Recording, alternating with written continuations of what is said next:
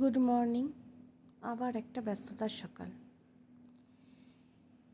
এই যে ব্যস্ততার সকালে এই যে ঘুম থেকে ওঠা যে ব্যাপারটা কী যে বিরক্তিকর, কী যে আলসামি লাগে, সেটা আমি বলে বোঝাতে পারবো না।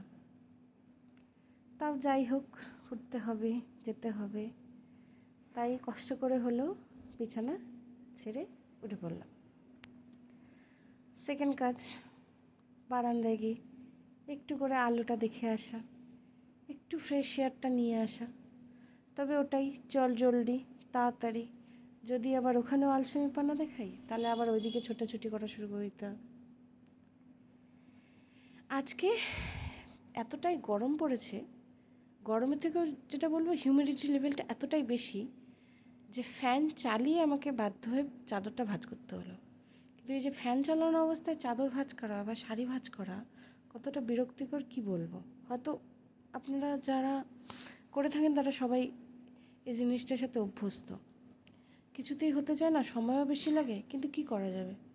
গরমে ঘেমে নিয়ে চাদর ভাঁজ করার থেকে আমার থাক, একটু অসুবিধাই সই, একটু সময় লাগুক, কিন্তু জিনিসটা প্রপারলি হবে। তবে কালকেও আমি যা যা প্রথম ব্লগে দেখালাম, আমি আজকেও সেই জিনিসগুলোই দেখাচ্ছি। তার মধ্যে আমি একটা জিনিস বলতে চাই, হয়তো যারা ভিডিও দেখছে তাদের সবার ফার্স্টেই একটা কোয়েশ্চেন আসবে মনের মধ্যে। শুধুমাত্র একটা আসবে আমি বলবো না, হয়তো কিছু কোয়েশ্চেন আসবে, কিন্তু আমি যদি একজন ভিউয়ার্স হিসেবে নিজেকে কাউন্ট করি, তাহলে আমার সবার ফার্স্টে মাথায় আসবে এ কি, আমার ভ্লগগুলোতে ঘরটা এরকম অন্ধকার কেন? ঘরের মধ্যে যত আলো তত পজিটিভিটি, যত অন্ধকার তত জন্যই কেমন লাগে দেখতে। তো ওই যে চাদরটা টাঙানো, শুধুমাত্র যে বলবো যে সকালবেলা আলোটা আটকানোর জন্য তা নয়। আসলে ওদিকে একটা স্ট্রিট লাইট আছে, রাত্রিবেলা যখন ঘুমোতে যাই ওই স্ট্রিট লাইটটা চোখের মধ্যে যতক্ষণ লাগবে ঘুম আসবে না, অস্বস্তি লাগে। এই জিনিসটাকে আটকানোর জন্য এটা করা।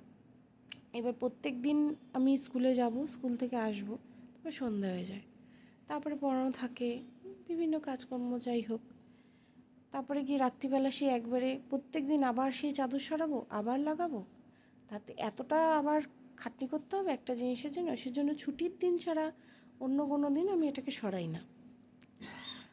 আর বিশেষত আরেকটা জিনিস, সেটা হচ্ছে আমি একটা জিনিস নিজের ক্ষেত্রে দেখেছি যে আমাকে যদি ঘুম থেকে ওঠাতে হয়, তার জন্য আমার আলাদা করে আর অ্যালার্মের প্রয়োজন হয় না।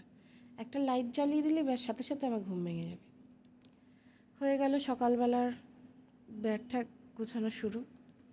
টিফিন বাটিটা আমি সবসময় প্লাস্টিকে বেঁধে নিয়ে যাই, কেন অনেক সময় টিফিন বক্স থেকে যেই তেলটা গড়িয়ে গড়িয়ে পড়ে ব্যাগের মধ্যে গিয়ে একাকার হবে, তার থেকে ভালো আমার টিফিন বাটিটা প্লাস্টিকের মধ্যে মুড়িয়ে নিয়ে যাওয়া।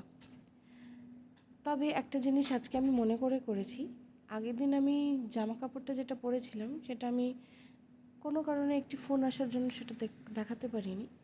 আজকে আমি আগের থেকে জামা কাপড়ের রেকর্ডটা করে রেখেছি। তবে এই যে জামাটা যেটা পরি সেটা আমি আগের দিন রাত্রে আয়রন করে রেখে দিই।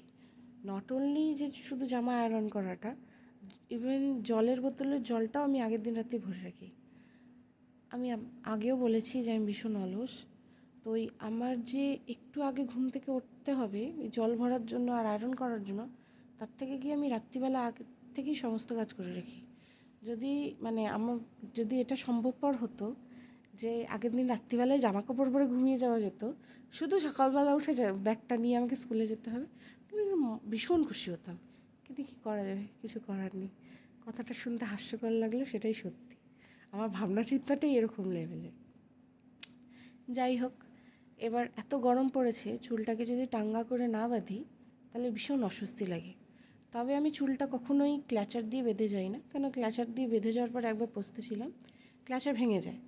তারপরে অগত্যা আমার ব্যাগের মধ্যে প্লাস্টিকের যে রাবার ব্যান্ডগুলো থাকে সেটা দিয়ে বেঁধে, সেদিন আমার চুলটাও পুরো ঘামে নষ্ট হয়, নিজেও অস্বস্তিতে পড়ে থাকি। তারপর থেকে সবচেয়ে সেফ জিনিস মনে করি কাঁটা আর ক্লিপ। এখন আমার হেয়ার লেন্থটা অনেকটাই তুলনামূলকভাবে ছোট, আজ থেকে 5-6 বছর আগে অনেক বড় ছিল। চুলটাকে মেনটেন করতে পারতাম না, সেই জন্য চুলটাকে কেটে ফেলি। তাছাড়াও হেয়ার পারফেকশন লাগবে, তার জন্য অনেক সময় লেগে যায়। তো সেক্ষেত্রে কাটা ক্লিপ ইউজ করাটাই আমার মনে হয় বেস্ট। এরপরে আমি লাগিয়ে নিলাম হালকা করে একটু সানস্ক্রিন। এই সানস্ক্রিনটা লাগানোতে আমার খুব সুবিধে হয়েছে, কেন আগে আমার মুখে খুব ট্যান পড়ে যেত। তো এই সানস্ক্রিনটা লাগানোর পর তো ট্যান পড়াটাও কমেছে, আর পাশাপাশি স্কিনটাও অনেকটা বেশি ভালো লাগে দেখতে। কিন্তু তবে যে বলবো যে ঘাম খুব একটা আটকাতে পারে সেটা নয়, তবে আমি তার জন্য একটা টোটকা ইউজ করি, সেটা হচ্ছে একটু করে পাউডার লাগিয়ে নিই। পাউডারটা লাগিয়ে নিলে একটু হলেও ঘামটা মানে আটকায়, কেন কি স্কুলে যখন অ্যাসেম্বলির জন্য আমরা দাঁড়িয়ে থাকি স্টুডেন্টদের সাথে, সেই সময়টা ফ্যান ছাড়া মারাত্মক পরিমাণে ঘাম হতে থাকে। তো রেডি হয়ে গেলাম, হালকা করে একটু বডি স্প্রে লাগিয়ে নেব। তো এখানে 8:30 বেজে গেছিলো, আবার সেই দেরি হয়ে গেল। তাড়াতাড়ি করে খাবারটা বাড়াই থাকে, আমার শাশুড়ি বেড়ে রেখে দেন। আমি তাড়াতাড়ি করে খাবারটা খেয়ে নিই, তারপরে 8:40 আবার রেডি থাকতে হবে, গাড়ি চলে আসে। ও তবে হ্যাঁ, একটা জিনিস বলতে ভুলে গেছি, সেটা হচ্ছে আজকে ভাতের সাথে ডাল তরকারি ছিল ঠিকই, সাথে আরেকটা স্পেশাল জিনিস ছিল, সেটা হচ্ছে পাঁপড়। এই পাঁপড় আমার কাছে একটা মূল্যবান জিনিস। মানে বিয়ের পর থেকে যখনই শ্বশুরবাড়ি থেকে পাঁপড় কিনতে যাওয়ার ব্যাপার থাকে, আমি এক পা খাড়া হয়ে পরে আমি পাঁপড়ের শপিং করতে যাব, বিভিন্ন টাইপের পাঁপড় নিয়ে। 8:40 বেজে গেছে, খাওয়াও শেষ, আমি টাইমের মধ্যে সমস্ত কিছু কমপ্লিট করে ফেলেছি। ব্যাস এবার ব্যাগ উঠিয়ে আমি চললাম।